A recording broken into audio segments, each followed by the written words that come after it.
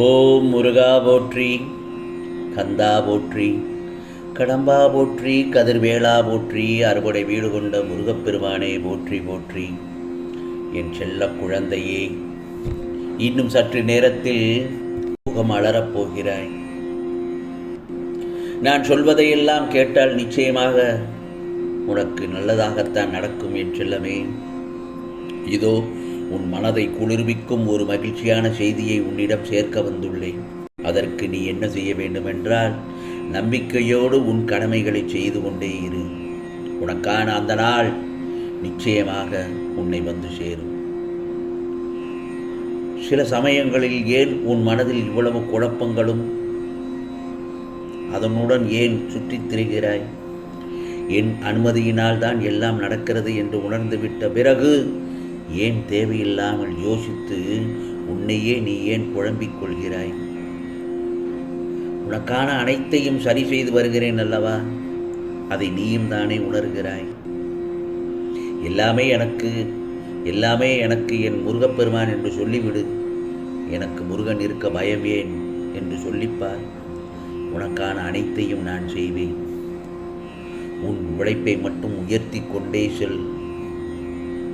நான் உன்னை உயர்த்துவதற்கு அது ஏதுவாக இருக்கும். அதற்கான பலனை பற்றி நீ கவலைப்படக்கூடாது. உன் மனதில் பகைமை மட்டும் இருந்தால் உடனடியாக அந்த உணர்வை வெளியே அகற்றிவிடு என் செல்லமே. அப்படி செய்தால்தான் உன் மனதில் அமைதியும் நிம்மதியும் எப்பொழுதும் நிலைத்து நிற்கும். நீ சற்று நேரத்தில் முகம் மலரப் போகிறாய் என்று சொன்னேன் அல்லவா? அது எப்படி தெரியுமா? என்னை நீ பார்க்கும் போதெல்லாம் நிஜ உருவத்தில் உன்னை நான் பார்த்து கொண்டிருக்கிறேன் எண்ணத்தை நீ உணர்கிறாய் அல்லவா? அந்த நேரத்தில் தான் நீ முகம் மலர்ந்து சந்தோஷத்துடன் துள்ளி குதிக்கிறாய் என் செல்லமே. முருகா முருகா என்று என் நாமத்தை சொல்லிக்கொண்டே இருக்கிறாய். நீ இதற்கு முன்பு எடுத்த எல்லா பிறவிகளிலும் என் செல்ல பிள்ளையாகத்தான் நீ வாழ்ந்தாய். முருகா என்று சொல். உன் மனதில் இருப்பதற்கும் அதை உணர்வதற்கும் அதுவே காரணம். எல்லோரும் என் செல்ல பிள்ளைகள்தான். எனக்கு பாகுபாடே கிடையாது. உன்னை விட்டு நான் எங்கே நகர்வேன் சொல் பார்க்கலாம். என் செல்வத்தை விட்டு இமை பொழுதும் நகரமாட்டேன். உன் கண்ணில் வழியும் நீ கண்ணீருக்கு நான் துணையாக இருப்பேன். கலங்க வேண்டாம். நீ என்னுள் கொண்டுள்ள பற்றும் பக்தியும் நான் நன்கு அறிவேன். முருகா முருகா என்று என் நாமத்தை எப்பொழுதும் சொல்லிக்கொண்டே இருக்கிறாய் அல்லவா? அந்த சமயத்தில் நான் முக மலர்ச்சியோடு நான் உன்னை பார்க்கிறேன். உன்னை நீயே சில நேரங்களில் காயப்படுத்திக் கொள்கிறாய். ஏன் காயப்படுத்தாதே? உனது ஆத்மாவாக நான் அதில் இருக்கிறேன். முருகா முருகா என்று என் நாமத்தை சொல்லு. அதுவே உனக்கு பலமான மருந்து. உன் மனக்குறை அனைத்தும் பறந்தோடும். நல்ல எதிர்காலத்தை நீ தொட்டுவிட்டாய். உன்னை அரவணைக்க யாரும் இல்லை என்று வருந்தாதே. உயிருக்கு உயிராய் உன்னை அரவணைத்து நான் பாதுகாத்து கொண்டு அல்லவா இருக்கிறேன். நீ எதற்கும் பயப்படக்கூடாது, கலங்கக்கூடாது. நம்பிக்கையோடும் பொறுமையோடும் இருக்க வேண்டும். அதே சமயத்தில் எதையும் தாங்கும் சக்தி உனக்கு நிச்சயமாக கிடக்கும். அந்த சமயத்தில் உன் மனம் வேதனையில் இருந்து விடுபடப் போகிறது. ஆம் செல்லமே. நல்லதொரு நாளில் என்னை முழுமையாக நம்பியிருக்கும் என் செல்ல பிள்ளையை நான் சந்தோஷமாக வைத்திருக்க அருள்பாலிப்பேன். இனிப்பான செய்தி கிடைக்கும். அதில் மனம் குளிர்வாய் என் செல்லமே. இதோ உன் தேவைகளை எல்லாம் இந்த முருகப்பெருமான் பூர்த்தி செய்ய உன் அருகில் வந்துவிட்டேன்.